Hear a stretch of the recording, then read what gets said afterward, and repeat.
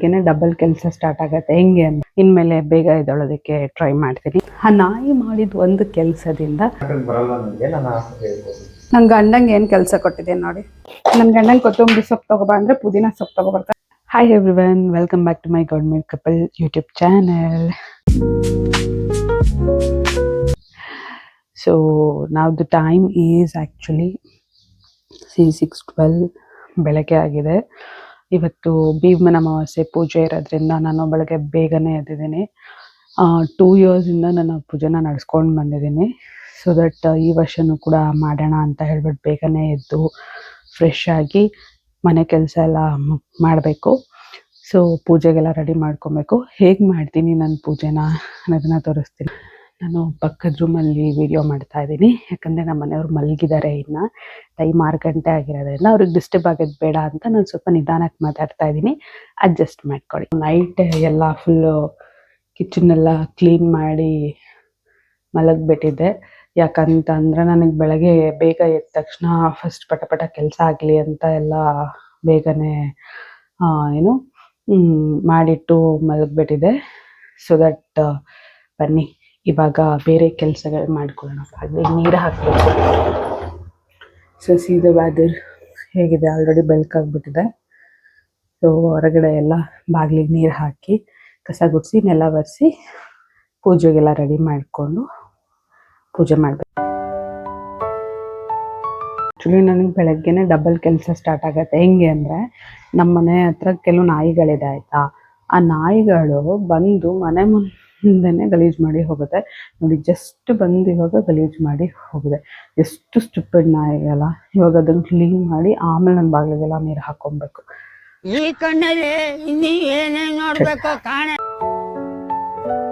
ಕೆಲಸ ಮಾಡ್ಬೇಕಾರೆಲ್ಲ ತುಂಬ ಮಾತಾಡಿ ಅಭ್ಯಾಸ ಇಲ್ಲ.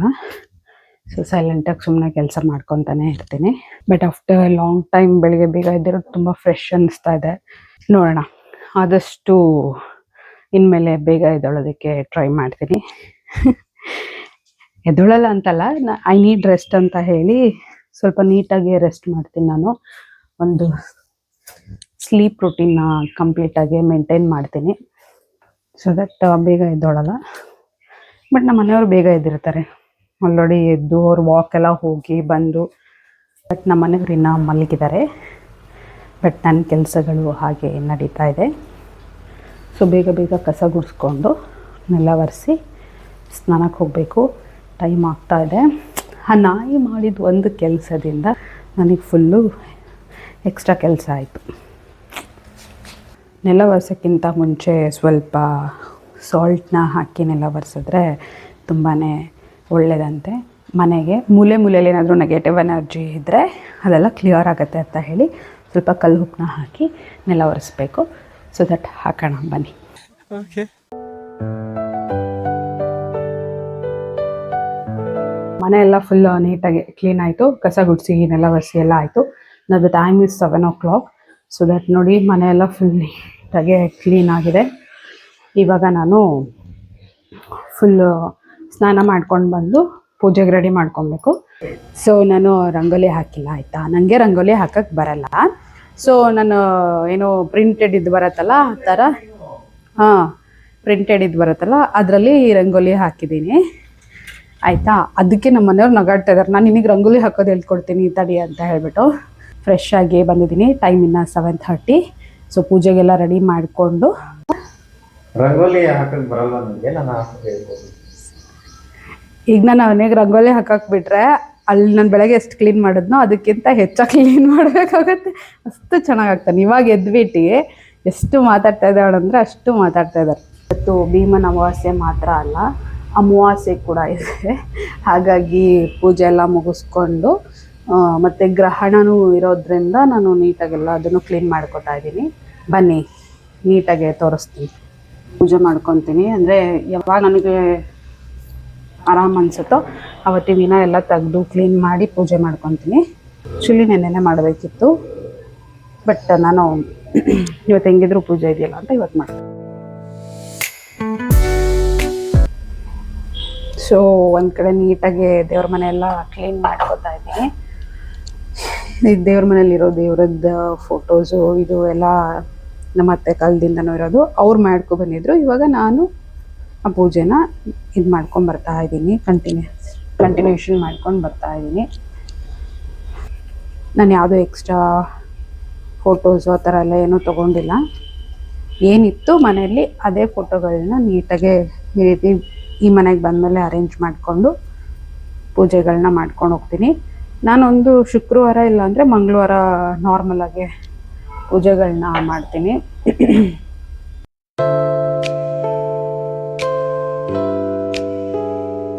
ಸೊ ಪೂಜೆ ಸಾಮಾನೆಲ್ಲ ನೀಟಾಗಿ ವಾಶ್ ಆಗಿದೆ. ಈಗ ಪೂಜೆಗೆಲ್ಲ ರೆಡಿ ಮಾಡ್ಕೋಬೇಕು. ಒರೆಸ್ಕೊಂಡು ಇದನ್ನು ನಾನು ನೋಡಿ ಎಷ್ಟು ಸಿಂಪಲ್ಲಾಗಿ ಇಟ್ಕೊಂಡಿದ್ದೀನಿ ಪೂಜೆ ಸಾಮಾನ. ಜಾಸ್ತಿನೂ ಇಟ್ಕೊಳಕ್ಕೆ ಹೋಗಿಲ್ಲ, ಯಾಕಂತಂದರೆ ನನಗೆ ಅದು ರಿಸ್ಕ್ ಆಗುತ್ತೆ ಅನ್ನೋ ರೀಸನ್ಗೆ ಜಾಸ್ತಿನೂ ಇಟ್ಕೊಳಕ್ಕೆ ಹೋಗಿಲ್ಲ.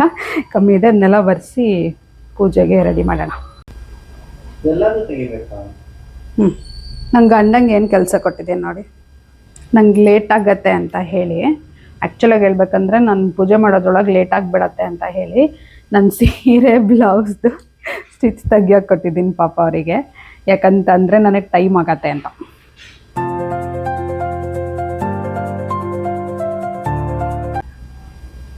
ಸೊ ಪೂಜೆಗೆಲ್ಲ ರೆಡಿಯಾಗಿದೆ. ಫುಲ್ ನೀಟಾಗೆಲ್ಲ ರೆಡಿ ಮಾಡ್ಕೊಂಡಿದ್ದೀನಿ ಪೂಜೆಗೆ. ನಾನು ಪೂಜೆ ಮಾಡೋದೊಂದೇ ಬಾಕಿ ಇರೋದು ನೋಡಿ. ಸೊ ಇವಾಗ ನಾನು ಹೋಗಿ ಸ್ವಲ್ಪ ರೆಡಿಯಾಗಿ ಸೀರೆ ಉಟ್ಕೊಂಡು ಬರಬೇಕು. ಸೊ ನಾನು ಕಂಪ್ಲೀಟಾಗಿ ರೆಡಿಯಾಗಿ ಬಂದಿದ್ದೀನಿ. ಈಗ ನಮ್ಮ ಮನೆಯವ್ರು ತೋರಿಸ್ತೀನಿ ನೋಡಿ. ನಮ್ಮ ಮನೆಯವ್ರಾಗಲೇ ರೆಡಿಯಾಗಿ ಕೂತ್ಕೊಂಡಿದ್ದಾರೆ.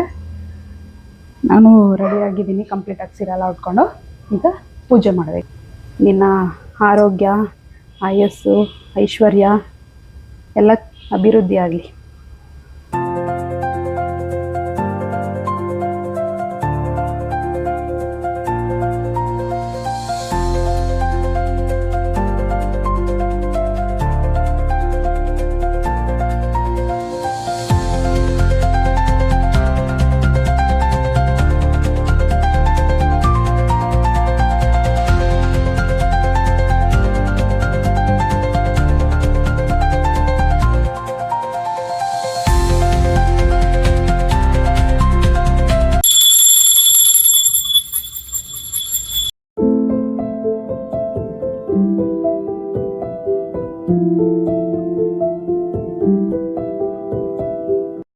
ಅಡಿಗಡಿಗೊಂದು ಗುಡಿ ಪೂಜಿಸಿ ದಿನವಿಡಿ ಪತಿಯೊಳಗಿರುವಳು ಸತಿಯು ಸತಿಯು ಅವಳೇ 100 ವರ್ಷ ಸುಖವಾಗಿ ಸುಮಂಗಲಿಯಾಗಿ ಆಶೀರ್ವಾದದಿಂದ ಬದುಕಮ್ಮ. ನಿನಗೆ ಆಯಸ್ಸು ಆರೋಗ್ಯ ಸಿಕ್ಕಿದ್ರೆ ಸಾಕು.